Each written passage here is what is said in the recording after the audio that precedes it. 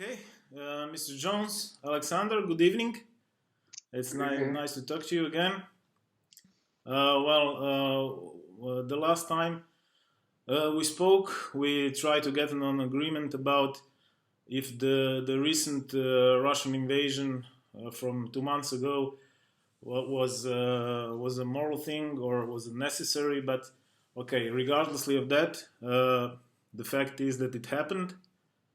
So basically, we have the biggest country on earth fighting the biggest country in Europe, basically, in an open war, and that has its repercussions, primarily on the, let's call it, Pax Americana. Pax Americana is basically a deal where nobody disputes America as, let's say, a global dominant hegemon, but on the other way, there should be the Pax part, where there is peace and security that is guaranteed by the superpower. So obviously, yes. I don't know if we have here some lack of will, lack of negotiating skills, lack of deterrence, but here we have the war, and we have also the need that is loud and clear among the European countries to discuss the future, including the security future of primarily of Europe.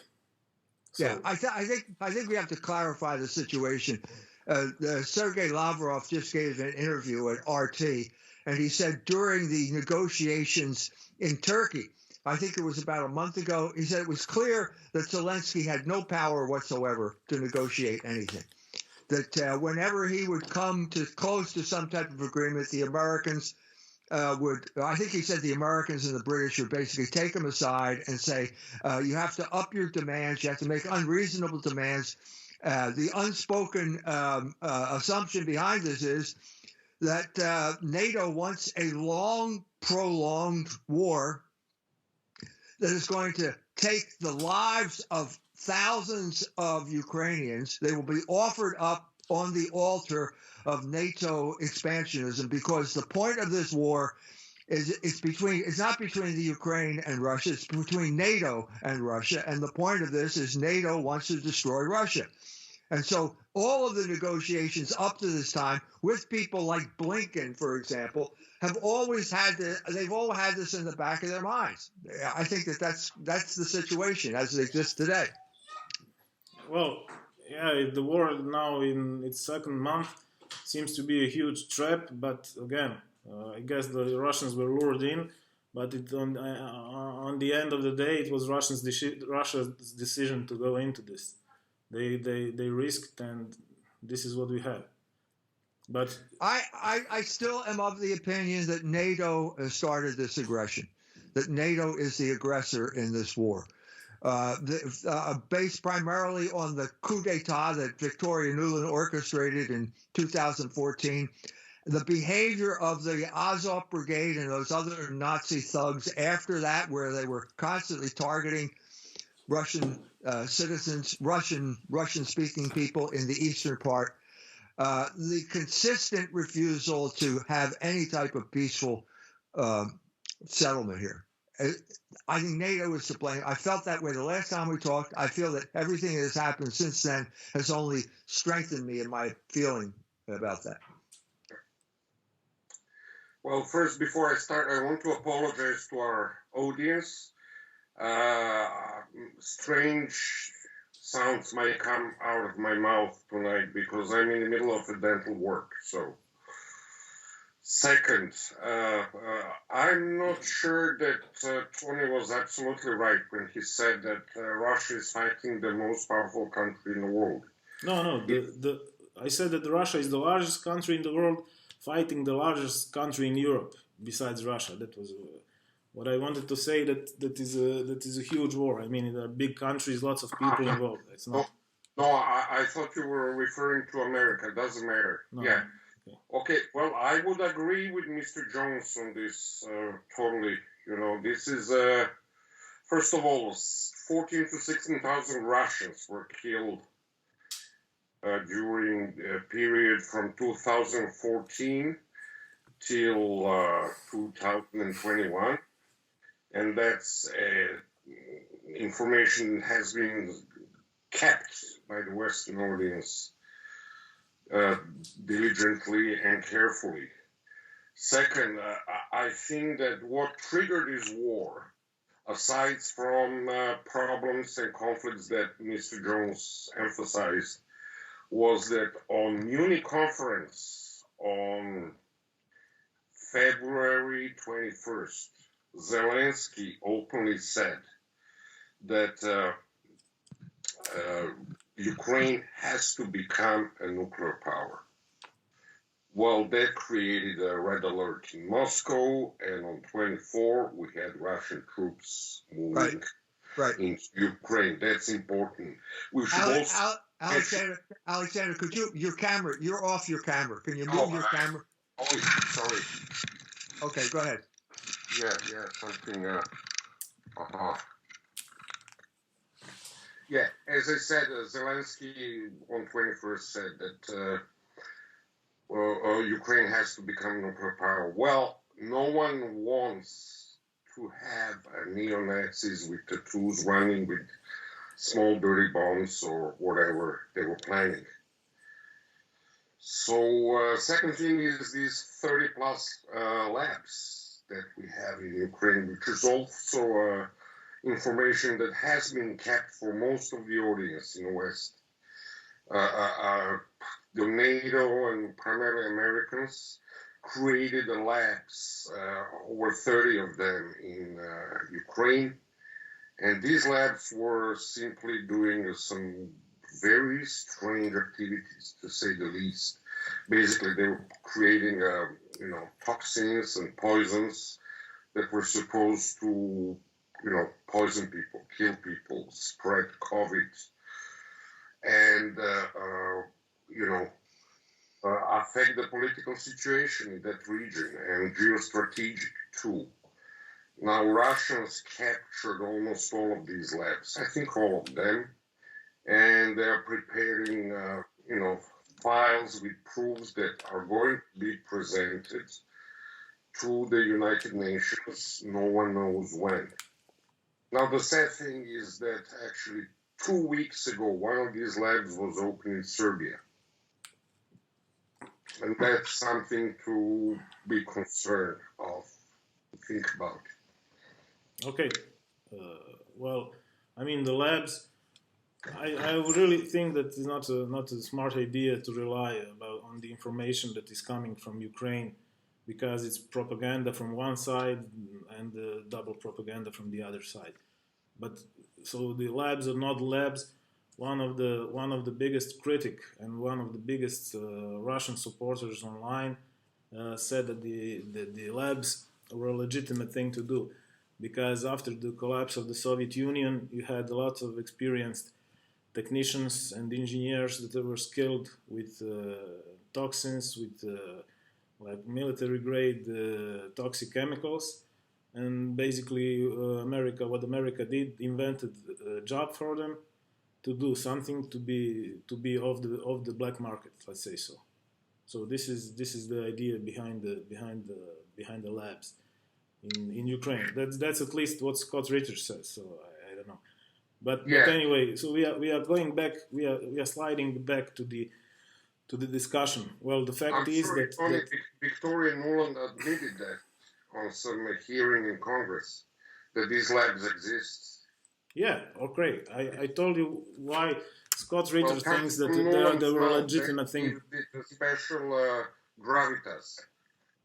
Okay, but if we just leave all this propaganda coming out from the war zone, the beginning of the conflict was basically some, let's say, proxy invasion, because Russia sent first, let's say, the unmarked soldiers, so that you could not single them out as invaders, and so, but everybody knew that it was Russian soldiers, but it was like everybody pretended that it was okay. It was not really invasion, because the markings are not visible clearly, and it was, let's say, legitimate thing, semi-legitimate thing to do, because the Russian Crimea was Russian, etc., etc.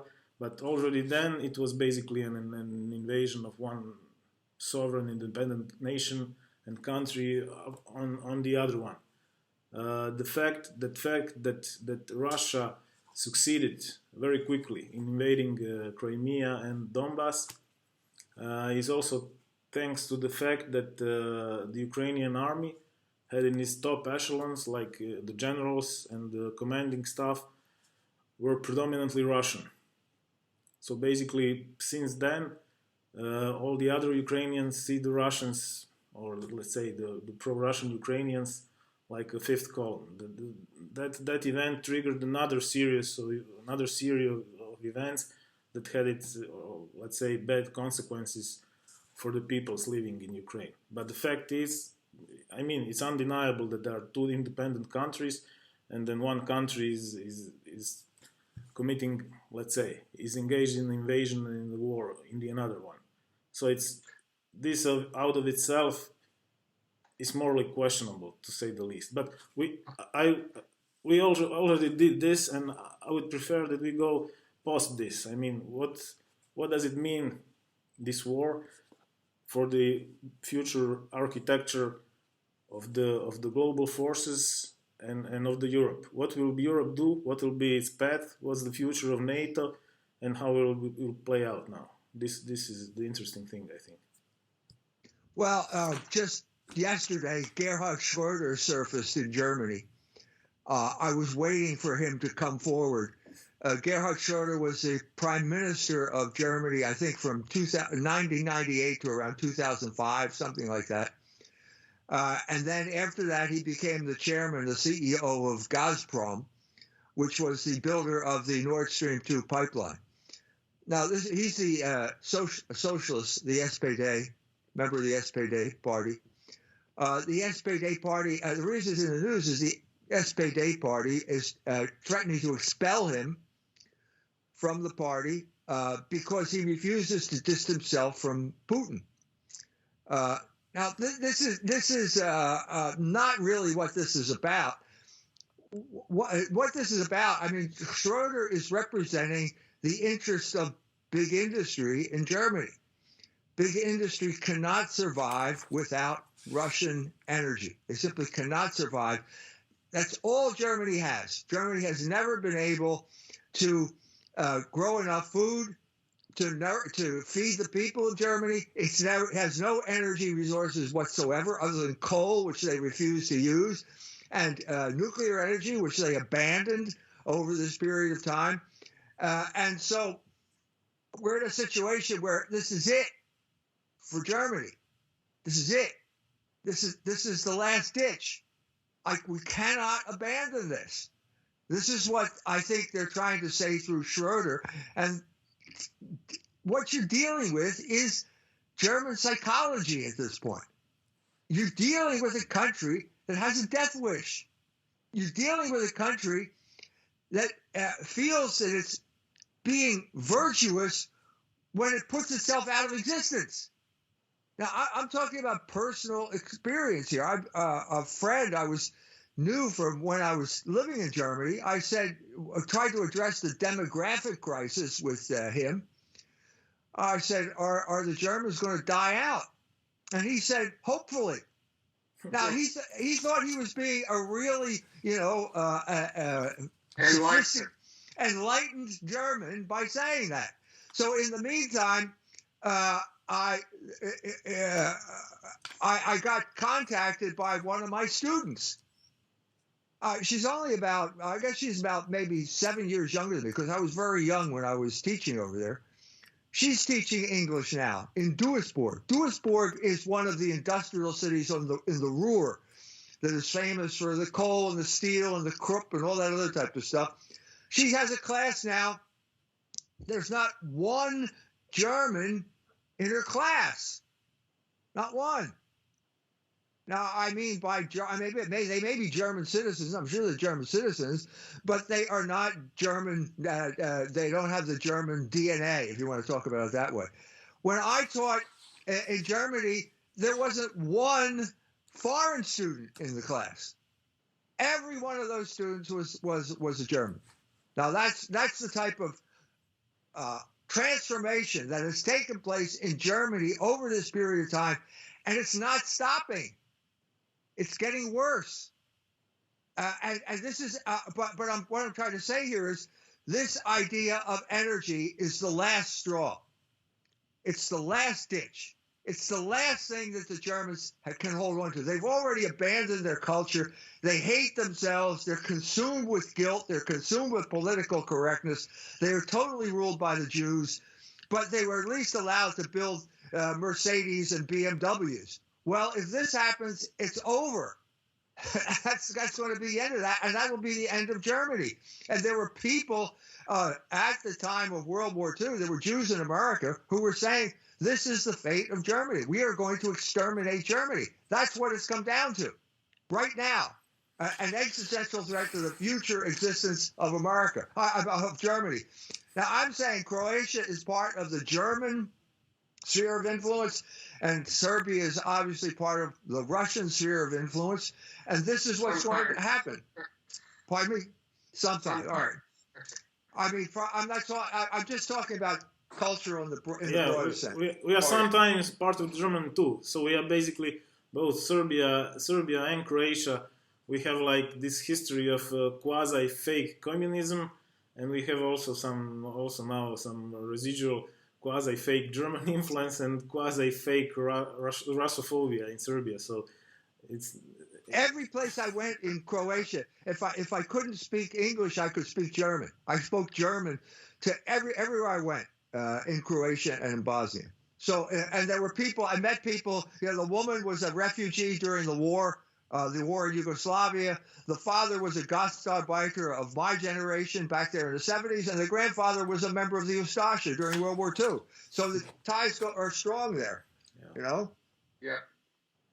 Okay, if there is this, if this is the move to let's say to kill the German production and kill the German industry, then Russia is fully cooperating, as it did before. Why? I don't know. Why do you say that? yeah, it's true. Because in the Russia, the Germany and the European, let's say European countries were huge investors.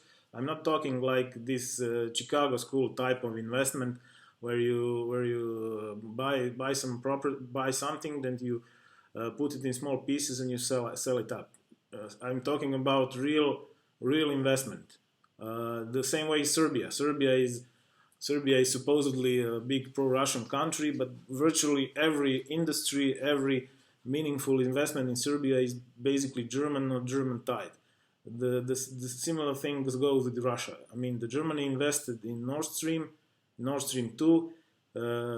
They were hoping, I mean, all Angela and the Schroeder guy, they all invested personally and politically with their let's say business and future ties with Russia, and Putin basically betrayed them.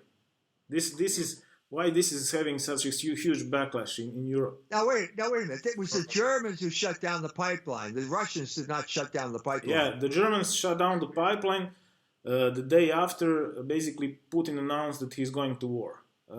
What happened is Putin recognized this self-proclaimed Donetsk and Lugansk republics and signed in his parliament let's say the defense treaty with those republics. That means that war is inevitable, and the consequence of this was scrapping the Nord Stream 2. So basically, all he had to do was I don't know. I mean, I'm obviously not into this Russian decision-making circle, but is the decision that they made provoked this reaction from primarily from Europe. Well, everybody was surprised. Can you explain Olaf Scholz's policies? Can you explain the rationality behind Olaf Scholz's policies right now? Yeah, the rationale is the same as Angela Merkel's policy. It's try to build some ties with Russia, trying to invest in Russia, to buy its energy products, and to make some kind of a viable future that is, let's say, that is well intended. But military invasion of Ukraine that basically was from like 3 or 4 directions was seen as a stab in the back and as a betrayal of this goodwill that was sincere, and it was active, both with Angela Merkel, Scholz, and with an entire, let's say, German hierarchy. Tony, neo-Nazis with nukes. Neo-Nazis with nukes. Okay. Okay. No. Rocket systems, nuclear rocket systems on the north of Ukraine. I have a problem. 4 minutes and 30 seconds to reach Moscow. These are the facts. Russians were cornered. Russians had to do it. It's not in the interest of Russia to make war. They want to make money. I don't know what Putin's government is basically very technocratic. When you say Nazis, I mean, I have a problem with this. There is this YouTube is full of this. There are Nazis, Ukro-Nazis or whatever. Basically, Hitler died time ago. The Einsatztruppen are disbanded. There is no Reich. Basically, none of these people speaks German. So what they are basically ultra-nationalists. Those are not fighting for the Vaterland, and are not fighting for the Lebensraum or whatever. Nazis, I mean, what, they are National Socialists? Okay, they are nationalists and socialists, but you might be surprised, but there are nationalists in Russia too. I mean, we all know. Okay, we all know for the let's say, let me finish. The Serbs, there was a big story about Croatian volunteers fighting in Ukraine. The story is overblown. There are not that many of them, but okay, no. So they are Nazis because Croatian was Nazis, so blah blah blah. But I found multiple. That's not the reason. They identify themselves as Nazis. They identify themselves as Nazis. They put the swastika on their helmets, and they have the same type of tactics that the Banderites had in the Ukraine during World War II. These are criminals. These are criminals. Okay. The one swastikas on their bodies. Can I finish? Okay. Okay. Sorry. I haven't seen any Croatian wearing a swastika. Okay, but never mind. What do I want to say? The Serb volunteers fighting in Ukraine have also the Totenkopf on the. They are basically also here in the Second World War were collaborators of the Nazis and of the fascists, and they wear the same insignia there, And also when there was this story where the popular Republic of Donbass was awarding some guy for killing a lot of Nazis, and then the guy getting the medal has a Nazi insignia on his sleeve. I mean, it's ridiculous, the Nazi story. What we are talking here about are the ultra-nationalists, and you have it on both sides. I mean, it's true. What's the difference? What's the difference between? Down of the narrative. That's unacceptable. What you said to me. It's clear. What the Nazis? Let's talk about that in a year from now. You'll see. Are there Nazis in Ukraine or not? But when you say the Nazis, what do you mean? That they want to recreate the Reich? What are their objectives? They want to kill the Jews? What these Nazis? Again, this topic is... They already killed the Jews. They burned them alive, some of them. What the Nazis are doing is basically they are using... The Nazis are using the Ukrainian people as human shields. It's obvious now. That's what's they're in the Azov steel plant. They're down there. They've got women and children down in that plant. They used them in that maternity hospital. They invaded the maternity hospital, and then they fired on the maternity hospital, knowing that there are pregnant women inside of it. And they do this because they are completely confident that anytime they kill a Ukrainian, the mainstream media in the West will ascribe it to the Russians, which is what has happened periodically. Consistently. That's why I don't want to debate with this propaganda coming out of Ukraine from both sides. But again, if you're talking about Mariupol, how many of these guys are in Mariupol? How many soldiers we are talking about? The Ukrainians. In the steel plant? Generally in Mariupol, how many were there? They said maybe like 10,000 or 20,000 soldiers, right? Yeah. Okay, so Mariupol had 250,000 buildings. So basically, and the city is totally destroyed. Not a single building is undamaged. So basically, you had one Nazi hiding in 100 buildings, so the Russians could destroy 100 buildings to chase him out. It's ridiculous. I mean, it's like a huge pile of propaganda coming from the Ukrainians, but from the Russians too, and it's just span around. What's 250,000 buildings in Mariupol? Something like that. When you calculate how many buildings there are in a city of million and a half people, come on, Tony, be realistic. Okay, how many buildings there are in Mariupol? Well, I don't know. I'm not an architect, so I wouldn't know. But there isn't 250,000. What are we talking? No, you had approximately 2,000 different soldiers beneath the ground in Azovstal. They're running out of water, ammo. They will surrender or commit suicide or be killed by Russian missiles. There will something. We'll see what will have. What will come out. We might have more than few actually NATO officers captured there. Yeah. Okay. We'll see what will happen with these soldiers and how it will play out. Maybe after 10 years, we'll have some maybe not so propagandized data. But what we can see from the footage is that the city is totally destroyed. Not a single building is unscratched, and you cannot say that. I don't know, a couple thousand of soldiers were hiding in like tens of thousands of buildings. They are putting howitzers and BUK missile systems in the buildings. Well, you have a very big number of Book 2 and Book 1 systems. So come on, Tony. Yeah. Okay. So basically, you have maybe 100 howitzers. And you have hundreds of thousands of destroyed buildings. It does not the math just does not. We don't know. We don't know. We are. This is like. Okay, we don't know. I agree. We don't know. It's full of propaganda. So we should avoid the topic. I was hoping to discuss the future of Europe. You know, the relationship between the US, the EU, and what will Germany do, because this is important from my perspective. What will happen next? You said something 15 minutes ago that Ukraine is obviously independent country. Well, we can debate about that, and we can talk about Lenin and Joseph Broz Tito, how they artificially created independent countries. That's ridiculous.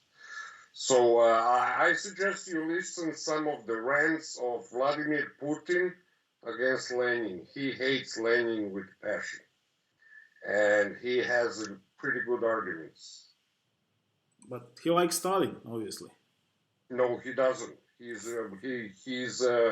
mezzo on Stalin. He's like some things he appreciates, some things he hates about Stalin. There are no concentration camps nowadays in Russia like during Stalin. And second, that wasn't Russia, that was Soviet Union.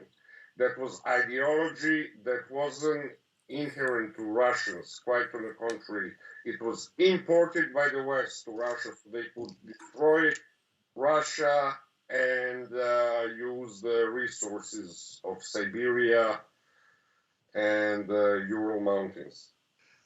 I think that the national like that for 200-300 years. I think that the nationalism is being aroused to cover over who the real players are. Yeah. So if we get back to Lazar Kaganovich, is he a Russian? No. Now, he was responsible for the starvation of the Holodomor, which is the big catastrophic event in the Ukraine. Yeah. Now, is the Azov Brigade considers him a Russian because they're allied with the Jews? Do the Jews once again become invisible as soon as we start dealing in national entities, and so they could get to proceed in doing what they're doing there? I mean, that's the way I see it. I mean, why we have Blinken and Nuland and Zelensky and all these people, basically, it seems to me, trying to take back the ancestral homeland of the Jews, the Pale of the Settlement, Khazaria, whatever you want to call it. Okay, and they're willing to fight the Russians to the last drop of Ukrainian blood. So they're ethnically cleansing their own people as a way of taking back the country. And if Russia falls as a result, well, that's good too.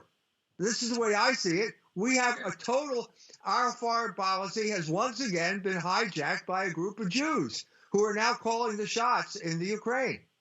And we should mention definitely Kolomoisky, the Cypriot Eastern European Jew who is financing and actually leading and micromanaging Zelensky.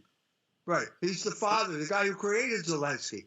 He put him in a TV show where he played the president of Ukraine, and now life is imitating art. And we have the same guy running this country, running the show for the interests of the Jews. It's not in the Ukrainian interest to have all these people dying. They should have come to some type of agreement before the war started. I continue to say that it was NATO that was the aggressor, and NATO and the Americans were intransigent. They did not want a peaceful settlement. They wanted what they got now.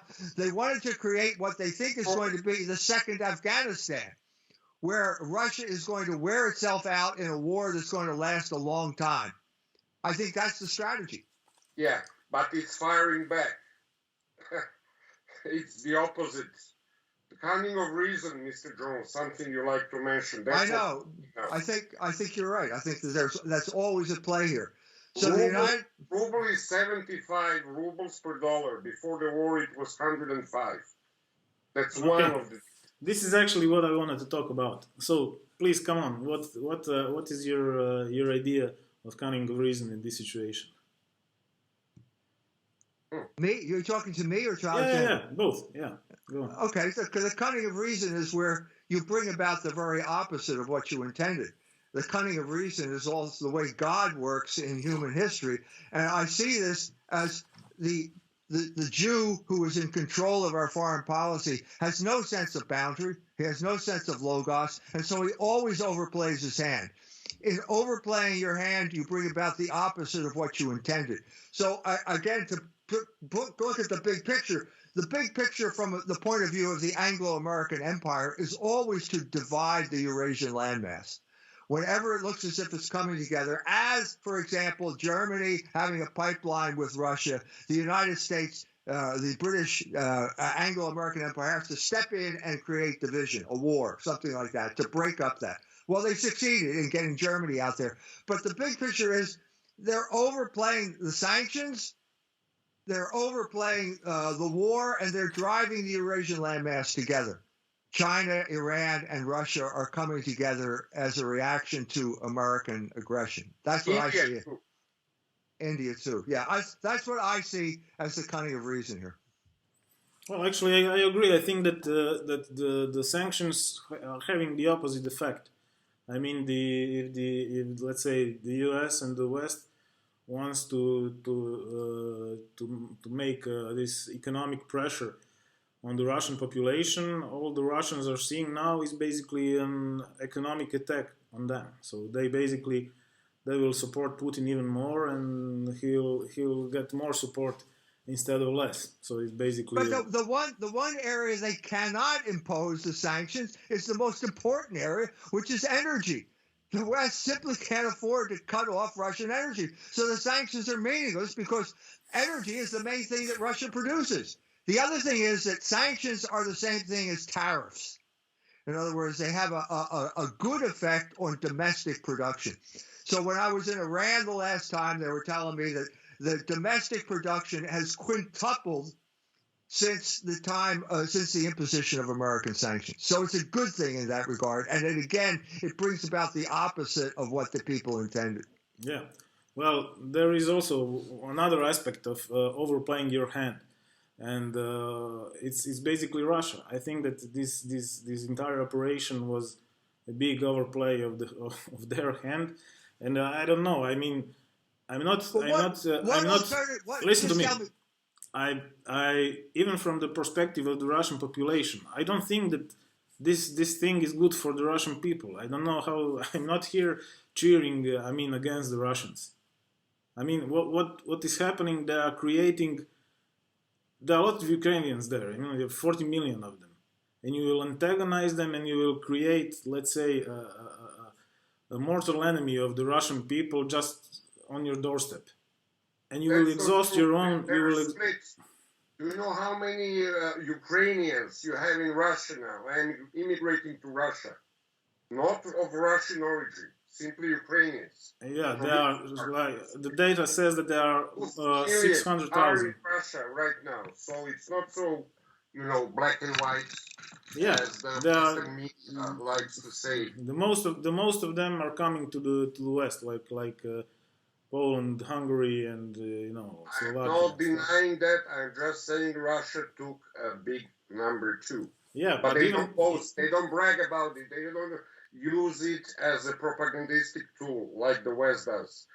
Well, it will be interesting when all of these militant, I like to call them neo-Nazis. You don't, but okay, that's our difference. When they spill over to Europe. All of these criminal types that are well trained in killing, in dealings, in wheelings of all kinds, when they spill to Poland, to Germany, I think you'll have a new type of ruthless mafia there, the West. Okay. Only 10,000 of them is enough, and there is much more of them. Well, yeah. And all of that is generated by the decision to land a military land invasion. It's. What do you feel that Russia had an alternative? Yeah. Russia had millions of alternatives. It has a. Like what? What? So let's assume that NATO would have gone ahead and admitted the Ukraine into NATO. At that point, they could place nuclear weapons, as Alexander said, on the eastern border, 4 minutes away from Moscow. Yeah. Now, if that had happened, that meant there was a closing window of opportunity here for the Russians. If they had admitted NATO, then the Russian incursion into Ukraine would have set off that whatever paragraph it is, where all of the nations then have to declare war on Russia. So they had a very limited amount of time. I think they had a limited amount of time in terms of their missile superiority with hypersonic missiles, and I think that they forced Putin's hand. I think that you are advocating a concept that was Bush's favorite. Is the preemptive war. Basically, if we have here a closing window of opportunity, so we have to invade Iraq because they are deployed weapons of mass destruction, blah blah. Basically, that was all lies. That was all lies. Yeah. Well, it was propaganda for sure. But how you cannot be sure that? First of all. Okay. Will one of the countries that are openly declared as an enemy country, as a hostile and enemy country for decades now, is North Korea? Do you think the U.S. will ever, anywhere, in any scenario, start an invasion of North Korea? Of course they will. If the opportunity presents itself. They will. Why not? No, they will not, because North Korea has nuclear arms. They will never risk an attack on North Korea. I'm sorry, I didn't understand. Yeah, I thought you said if they don't have nuclear arms. No, the fact that North Korea, this lousy and strange nation with their let's say with their leader and with their modest arsenal of nuclear weapons is enough to prevent any type of land invasion, and no serious country will ever think of or even try to do this invasion. Do you think that any sane or normal person would attack Russia? Come on. Like NATO, the point of NATO and the fact that everybody is now that NATO is living its second youth, is the fear of the Russians, is the new Red Scare. We the fact that the have Finland, well, the NATO Western is the defense alliance in its inception. So basically, if you would remove US from the NATO, you will have some legitimate and serious and good organization. Basically, I think that Yeah, this flies in the face. This flies in the face of America's behavior after the fall of communism. It just flies in the face. It was the Americans who were the aggressors during this period of time. There was a moment where James Baker assured Gorbachev that they wouldn't move NATO 1 inch eastward, and then they lied and they kept doing it. This is aggressive behavior against Russia. You're talking as if it's, the Russians are in Texas. That's the way you're talking. No, it's the opposite. No. I'm talking. Are the people? We are here again. It's the heavenly people or the chosen people that has the rights, and the other people don't. It's a flawed idea. I mean, people living in countries, are they allowed to have the government that represents their interest and their will? If so, can they enter the community or the group that they want? I mean, the problem with Russia is that it cannot attract anyone to join its club, save for Belarus and I don't know. That's what created the coup d'état in 2014. Whatever the guy's name was, because some ski basically made a deal with Russia, and Victoria Nuland didn't like it, and that $5 billion she invested created the Azov Brigade that basically overthrew the government, because it was rational for them to have an energy deal with the Russians, same way it's rational for the Germans to have an energy deal, and it was vetoed by this insurrection. Tony, yes. Okay. Collective West consists 15% of the human population. Russia is now in very good terms with China, 1.4 billion people. India, 1.1 billion people. Pakistan is openly pro-Russian right now. Saudi Arabia, the old ally of the United States, not the ally, actually, the interzone of the United States, is pro-Russian now. Argentina is pro-Russian. Brazil is pro-Russian. I mean, that's not true, simply what you said. The reality is different. These are the narratives that exist west of, I don't know.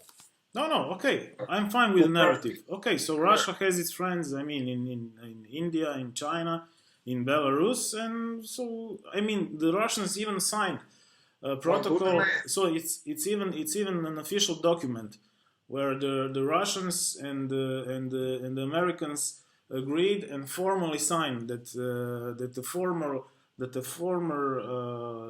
let's say Warsaw Pact nations have a freedom to choose their own path. So basically, it's something that was formalized and signed in the 90s. I don't know how was the name of the stuff, but it exists. So basically, we are, from my perspective, the theory that someone NATO or whatever, Ukraine or the Nazis will invade Russia is ludicrous. I mean, Russia is, I think, the number one nuclear superpower, and I think that not a single person would like to attack it. And secondly, I mean, this was obviously a trap, but the Russians fell in it. I mean, they made a mistake, and now it's a problem how to end this stuff. But okay, what I wanted to discuss with you is how do you see, because this is obviously a world-changing event. You have this when this happened. I've seen you I've told you how I see it from the German perspective, and let's say it's more or less broader European perspective. So people hoped some cooperation with Russia based on energy stuff, based on mutual investment, and in economic ties. But and basically also Germans lost large amounts of money in the Russian investments. You have lots of European countries that basically have to write off huge huge inventories and firms and stuff that is now on the other side of the new Iron Curtain. What I'm honestly telling you how it was felt in Europe. It was felt like a betrayal of the Russians. Like we hoped for the good. We opposed because France and Germany both opposed inviting Georgia and Ukraine into NATO. That's why the Ukrainians don't want to invite the German guy now.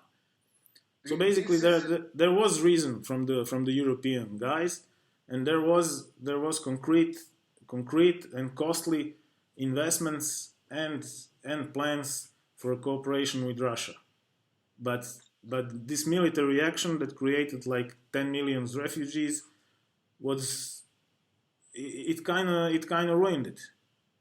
And now how do these people see it? The guys in Europe see it as partly an American fault, because Americans either lost the ability to negotiate or to keep peace, either lost the deterrence and the strength that they had, or they were inciting this. In either of these scenarios, some things has to change. Some things have to be changed now.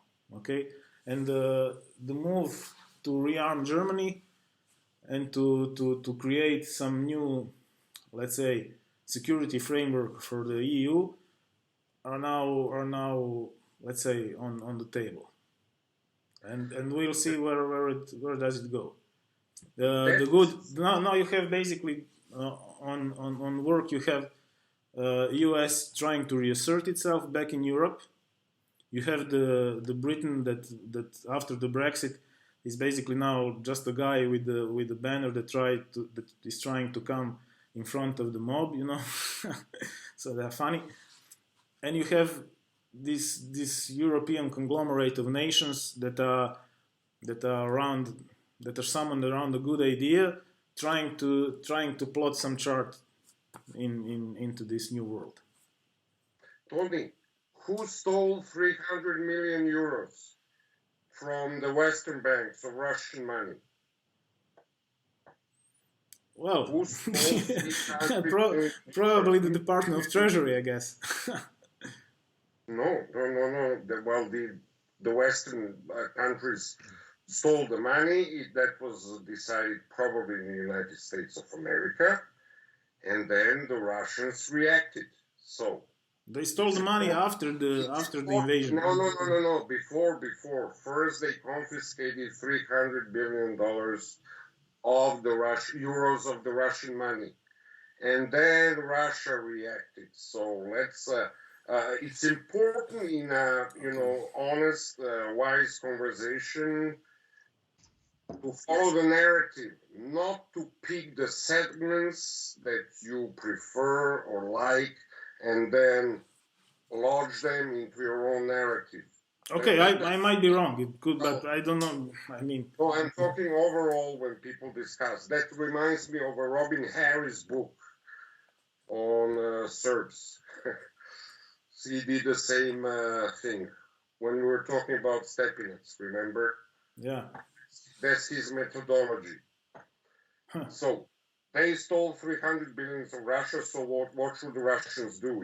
Give them pierogi or... I mean, certainly the Ukrainians did not steal it. I mean, mounting the land invasion on Ukraine is, according to me, is not... What does it mean? I mean, then you have to bomb the ECB if they stole the money, not the Ukrainian guys. Okay, tell us if the Russia didn't react, what would happen in Ukraine and Russia?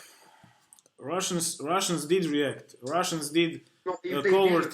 Okay, the Russians did react before. They did this the reaction on the Nuland and the Maidan stuff that is also if we are honest, not a black and white story. It's not the bad Americans and the good Russians. There are gray areas on both sides. The reaction on this was the Einschluss of the peninsula of Crimea, and let's say the quasi occupation of Donbass with the Russian soldiers that covered their national insignia, so everybody could pretend that they are not actually Russians, but it's and so like it went, like it was tolerated, but even then it was an obvious invasion. Let's say to start a full-blown war, I mean, that will create tens of millions of refugees. It's seen as unreasonable, and the reaction was not expectantly strong and large and pretty homogeneous from every European country. They honestly saw it as a Russian, let's say, turning back on Europe. That's what was seen. Just before Mr. Jones replies, I would like to say two things. First, don't count on the sanity of the current politicians in the world. You're saying no one is crazy to attack Russia. I'm not so sure. That's one thing. And go ahead, please. Yeah. Okay. So we can close this area. Then this let's say, so the chapter when we are discussing what the future of Europe will be, what will be. We have already this European defense framework that is let's say the path to create some European army. You have Germany and the other guys rearming itself, but the funny thing that I heard is basically the NATO the NATO coming to a good use. It's basically a system where a lot of countries have its own standards, have a common military standards, common equipment, common training, and interoperability. So basically you already have an European army. You just have to get rid of the Americans and to impose your own command and control. So that will be the day. that's one. That's the thing I heard. But I don't think the Americans will allow it. But it is basically after this the consequence of this war in Ukraine will be I think sidelining of. We will see if it will be let's say loss of American influence here and some kind of reorganizing of Europe, or if it will be reasserting of American dominance here. It's not clear yet, according to me. Okay, the next thing. Europe doesn't have a free will. That's what we are supposed to emphasize. Europe is practically the Russians part of used empires since 1945, maybe even earlier. Yeah, the latest spy affair in Croatia is an indicator of who has the upper hand in the European power play. I don't know if you are familiar. I'm not. You know? Have you heard it? No, I haven't. No. So basically, for Jones, just a short introduction. We had this version of the Stasi. It was called the UDBA, and it killed a lot of people, like dissidents and the people they considered enemies across the Western Europe. In Germany, they maybe assassinated, I don't know, maybe 2,000 people, and it was unprecedented because the real KGB and the real, let's say, Warsaw Pact secret services were not allowed to kill across the Europe, because it was only, I think, 2 instances where KGB or the Romanian secret service killed someone in Western Europe. But UDBA had a green light to go around and execute people, because there was this CIA UDBA agreement. So they were basically allies, partners in work, and CIA was the boss in Germany. So the Germans have to swallow it, and they knew it, and they have to suffer it through, you know, from these guys from the Balkans killing around people, and they were not allowed to say anything about it. So here we come in the 2000s, and Croatia is about to enter the EU. So the German court in Munich convicts the boss of this service in Croatia and his deputy, the guy that organizes stuff, and they convict him to life in prison. And Croatia, everybody in Croatia, even the left and right, you said the liberal, the conservatives, everybody's fighting for these guys to keep them out of German jail. You know, we even passed some law ad hoc to prevent them being extradited to Germany. But at the end, Germany proved itself more powerful, and the guys had to go in prison. So basically, they were released after after some time, that were transferred in Croatian jail to continue their sentence. And now, in the middle of the Ukrainian war, there is this big move to get them pardoned. And it's huge. It's a huge controversy here, because you know these are the bad guys that were killing the good guys, basically, in this Yugo-communist stuff. How comes that this communist secret service has this much power? But it's basically an American ally. Was then, probably they still connected in some way. So this is basically a test if the German interest and let's say the German services are still powerful, if they stay in jail, if they are pardoned, if they walk home free. It means that the Germans are losing here. That's basically the story around this spy thing in Croatia. Okay. What is another interesting thing in also tied in Ukraine? When I talked with you, Mike, last time, it was almost unbelievable. But I read it in multiple American, let's say, articles, that this is seen as some kind of a culture war, where you have this Russia fighting basically on the good side of the culture wars against the LGBT forces in this conflict. Right. Alexander, is this the way in the Serbia that's seen this way? That basically the Russians are fighting against the, let's say, the gender ideology in Ukraine. Absolutely. No, not only Ukraine. You know, it's a planetary conflict. It's a conflict of two civilizations with two different values. Yeah, it's a conflict of good and evil, and the Russians are good. Well, okay, well, if you want to simplify it like that, but it's a conflict between conservative, sovereignist forces and, to my opinion, insane utopian globalists. And that conflict is much older than, nowadays. This exists for maybe centuries.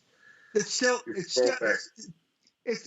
a battle that's happening in the United States right now, with in Florida, between the governor of Florida and Disney World. That is clearly an anti-LGBT, lesbian, homosexual, gay disco battle. It's clearly culture wars battle, and you have the governor DeSantis of Florida basically banned homosexual propaganda in grade school textbooks, and at this point, Disney World objected, and they said that they were going to fight to overturn the laws of the state of Florida. Well, DeSantis, for once, first time an American politician realized and could articulate the fact that this is an attack on representative government by the oligarchs. And it turns out it got even more interesting because Disney, when they bought that huge amount of property in Central Florida, they were basically given the right to govern it. They were the government in Central Florida, which meant they collected taxes. Not only did they not pay taxes, not only did they were exempt from taxes, they collected taxes. Right. Is this legal? Well, they had a secret deal. It probably wasn't secret. I mean, basically, governments who want to lure big corporations into their state will give them tax benefits. Usually it means, okay, for 10 years you won't have to pay taxes or something like that. This was even worse than that. Forever you can collect taxes and you're the government. Well, DeSantis was smart enough to realize that this is an attack on the state of Florida, and they passed a bill and they revoked those privileges. Now, this is a classic instance of the Jews overplaying their hand. Disney is controlled by Jews. The Jews, Disney has the image of, wholesome family entertainment. It was taken over by the Jews in the 1980s, and they subverted that. So now you have, once again, the Jews overplay their hand, and they lose a big battle in the culture wars. That's what's going on in the world right now. That's what, obviously, mutatis mutandis is what happened in Hungary, where basically George Orban announced that he was campaigning against George Soros.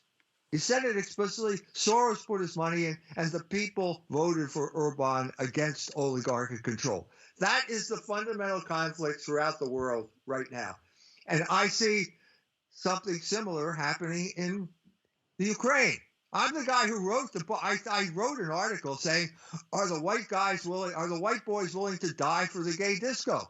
It got hundreds of responses I posted on Un's review, hundreds of responses, most of which don't make any sense. But I mean, it obviously touched the nerve because you had these Nazi white supremacists here who were saying we should support the Ukraine because they're Nazis and we're Nazis. It turns out the guy I debated is not only a white supremacist, he's advocating for the integration of homosexuals into the white supremacist movement. Well, that sounds as if you're working for the gay disco. And the gay disco is the issue. It is the issue. Russia has promoted laws, has passed laws similar to what happened in Florida. In other words, saying you're not allowed to propagandize to promote the homosexual lifestyle. When I was I used the term gay disco for a reason. When I was in Berlin, the last time I was a couple of years ago, I rode up to the American embassy. And there's the bear, the statue of the bear, and he's got the rainbow flag over him. Now, this is the official representation of the American government. And then next to the bear, there's an explanation. Well, why do we have the rainbow flag on the Berlin Bear? Well, because of the attack on the gay disco in Orlando. Yeah. It was that the United States government made that their official cause because the United States government is basically the defender of the gay disco. And I'm saying it came down to one of the aspects of the battle over the Ukraine is the fact that the Russians, like the people of Florida, have said no more gay disco, and the Americans are not going to take no for an answer. That is an integral part of what the American empire stands for, and it's being contested in the Ukraine by the Russians. Yeah, it's interesting, Mr. Jones, that you mentioned Disney. Disney has been run for at least last 30 years by a homosexual lobby. And that's a public secret in Los Angeles. I used to know quite a few people who work for Disney, and I still know a couple of them, stayed in touch. And it's a public secret, it's a totally gay-run corporation.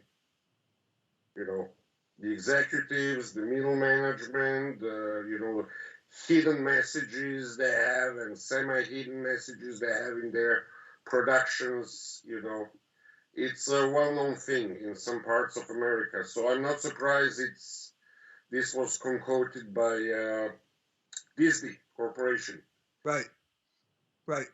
But that's the battle. Okay, that's the battle. If you imply that the Russians are the defenders of let's say of the morality, why do you pick the Russians over Poles? I mean, you were much more favorable to the Russians vis-a-vis the Poles. Did you say Poles? Did you say the Poles? Yeah. Look, I went to Poland. I helped defeat gay. I helped defeat gay marriage in Poland. The publication of the Polish translation of Libido Dominandi helped to defeat gay marriage in Poland. I'm supporting that. I was on the front lines of the culture wars in Poland. And so what happened?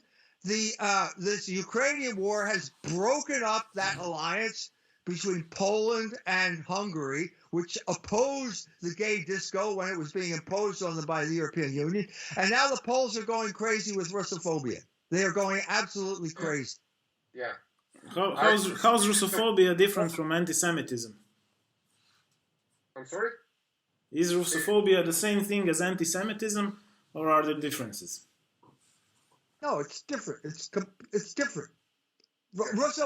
Russophobia is a natural reaction to the fact that the Poles are patriotic people and their country was dismembered, partitioned, and it ended up in other people's empires.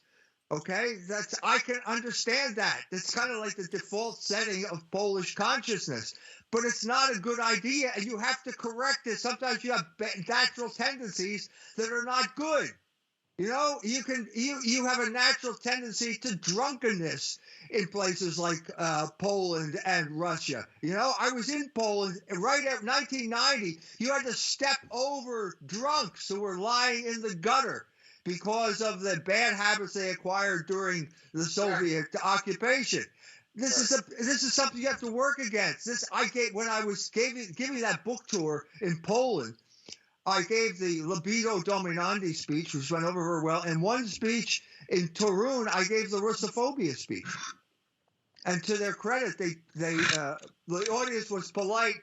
But by the same token, when I was in Krakow, I'm having lunch with a Polish member of the European Parliament, and I said, Vladimir Putin once, and he went like this. The fork stopped before it got to his mouth, and he put the fork down. And then I said Vladimir Putin twice, and he got up and walked out of the room. His meal was still on the table. This is the irrational Russophobia that is going to destroy Polish resistance to the gay disco and get them in a lot of trouble, the kind of trouble they got into in 1939 when the British were behind them, saying, you know, we'll hold your coat, you Polacks, when you beat up the Germans. And that didn't work out well. And I'm saying the same thing is going to happen now if you keep on this crazy train of Russophobia. Yeah, I would agree totally with that. But we have to mention one thing historical, you know, Poles are not such a poor, innocent people that were battered by other European empires. You know, let's not forget, first two wars against Russia were raised, actually, you know, by Poles. That was the War of Livonia and war after Livonia, and they even conquered Moscow and did horrible things, you know, in, I believe, 16th century. So it's important always in politics who drew the sword first. Look, I personally support some of these conservative elements in Polish discourse, Polish politics, but that Russophobia is killing them. I would agree with Mr. Johnson that the smartest things for Poles right now, the most rational will be to come to some sort of agreement with Russians instead of always being puppets of Anglo or Anglo-Jewish interests, you know. That's right. Killing them. I agree. This is a time when I have to admonish them and ask the Poles, are you Catholic? I did it literally. literally a crazy Polak haranguing me on the internet, telling me about how he had friends who flew the bombers that firebombed Dresden, and they were proud of what they did. I said, these people are psychopaths, and they should be in prison. And then I had to say to this man, "Are you a Catholic?" Because this is where the religion or the religious identity of the country has to kick in. The Poles are always proud of being Catholic, Pope John Paul II and so on and so forth. But he was the one who unleashed the anti-communist crusade. Okay, we understand that. I don't like communism any more than anyone else. But there was an element of Russophobia there that is still in Poland, and it's going to harm the Polish people. They have to take a step back and consider this not so much from the Polish nationalist point of view as from the Catholic Christian point of view, and say, is this really in our interest? Is this the way we should treat people, even if we consider them our enemies? Well, you mean they firebombed? In 1939, Poles wanted to actually snatch a piece of Czechoslovakia, because Czechoslovakia was the first country in Europe that was run over by Nazi Germany. So the Poles were negotiating, let's get a little part of Czechoslovakia for us. However, that didn't work, as we know. So they are no angels either. No, I'm not saying they are. And the way they treated the Germans in the Sudan, in Silesia. You are contradictory a bit here, because now you were like I don't see this so basically the Polish pilots firebombed Dresden, and they justified it by denazifying. They're denazifying Dresden by bombardment. You have the same thing going on in Mariupol, and you don't have this let's say, are those guys Catholic? Well, they obviously are not Catholic. No, you don't have the same thing going on in Mariupol. I'm sorry, but the firebombing in Dresden was not what's going on in Mariupol. No, it's not. I mean, the Mariupol looks similar to Dresden if you compare the pictures. Well, if they're damaged buildings, they're obviously going to look the same. What? There's a qualitative difference here. Yep. That the Russians are waging a war where they're not trying to maximize civilian casualties. The United States and Britain waged a war where they did try to maximize civilian casualties. Depends where. In Mariupol, they obviously damaged every single building. I'm not saying that they're doing it all over Ukraine, but the pictures that you can see of Mariupol, you can clearly see that everything there is being bombed. I mean, you don't have a single undamaged building, and that there is this religion difference, because being a Catholic, it's different than from being, let's say, a Russian Orthodox, and the difference is not just in the filioque stuff. It's basically the difference is in the concept of who's the chosen people. That's the difference. It's like similar disagreement as with the Jews. So basically, the fact that what I think that you have the same reactions here, the similar reactions. For me, this activity in Ukraine is clearly overplaying the hand. I mean, it does have the elements of the let's say religious differences in the religious war. You cannot ascribe it all to the Poles being Russophobes. That's just one segment of the problem. It's not the entire problem, I agree. But we're talking Poland, so they have some good sides and bad sides. Yeah. Poland is mishmash. Can you let's say I also was I saw on this podcast this guy that's really the Scott Ritter guy. I have an honest question. What do Chicago, Pittsburgh, and Des Moines have in common in the 80s? Let's say. It's not a trick question. Say it again. Chicago, Pittsburgh, and Des Moines. How you read it? I don't know. Iowa. Yeah. What do they have in common? Yeah. I have no idea. They're all states in the United States, cities in the United States of America. That's all I can think of. Okay. Hot dogs. No. I just I was looking at a podcast by this American military guy, the Scott Ritter, and this is a curious thing in his biography, that he. But if there is no connection between these three cities, then it's not important. Yeah. Okay. Okay. What I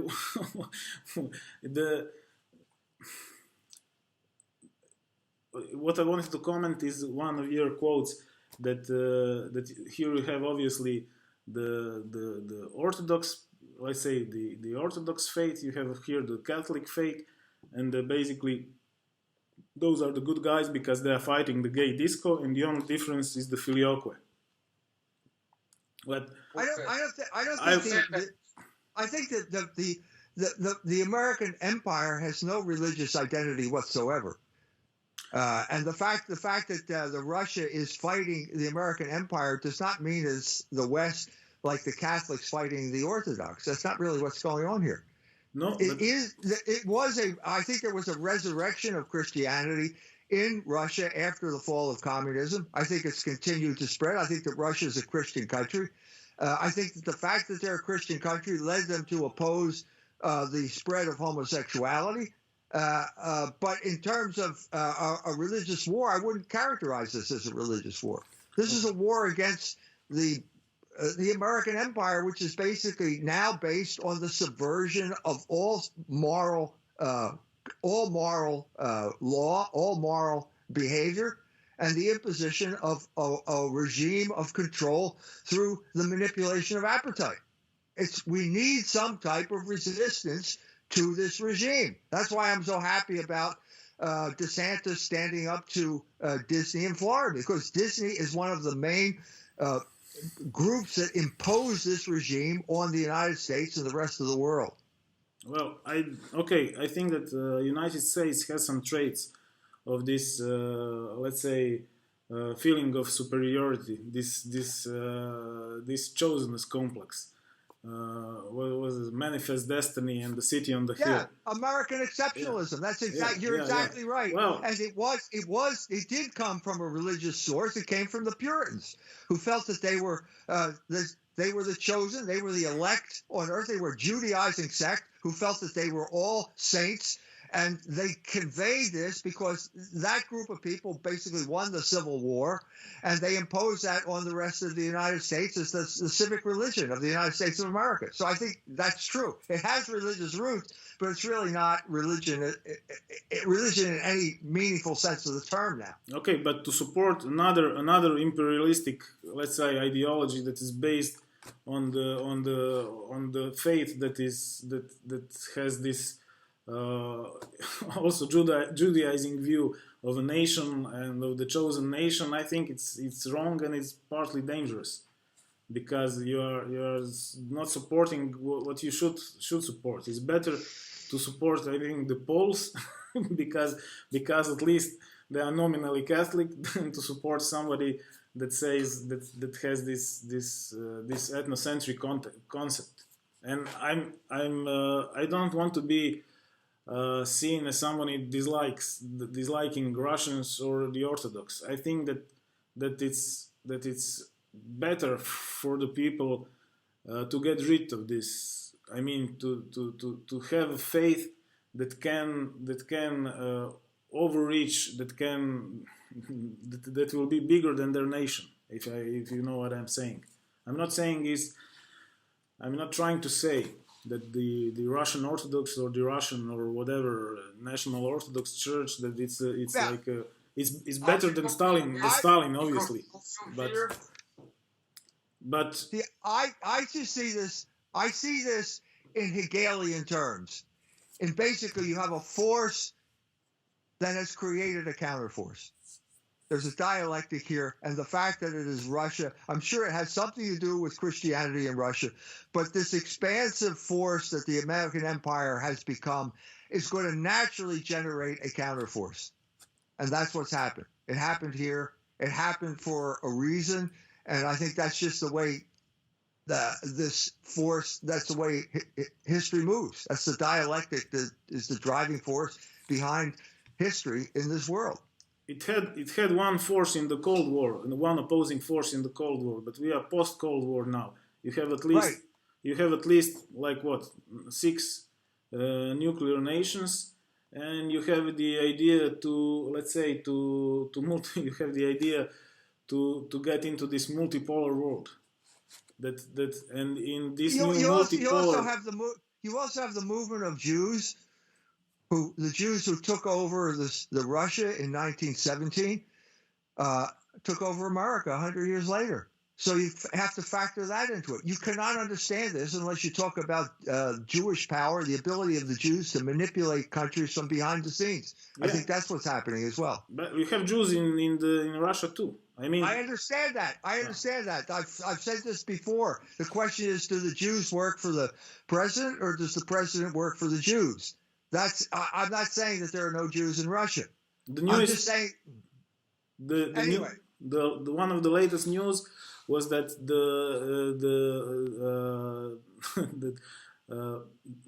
mentioning of Abramovich is banned now in the media, in the Russian media, and I even heard it. I actually heard it in the Serb media that Abramovich is no longer should not longer be mentioned, like because he's on a peace mission, like an envoy or something like that. I don't think so, because you have quite a few pro-American medias in Serbia, so I don't believe that. That's a rumor. Yeah, that's the story that I heard of on some Serb talk show, but I could be false. Yeah. Anyway, we're going on for an hour and 20 minutes. Okay. It's lunchtime. Time sure flies when you're having fun. That's what I say. Yeah. But anyway, it's been great to talk to you guys. Great to talk to you, Mike. Alexander. Yeah, same. Likewise. Okay. See you guys. Bye. Bye-bye. Bye-bye.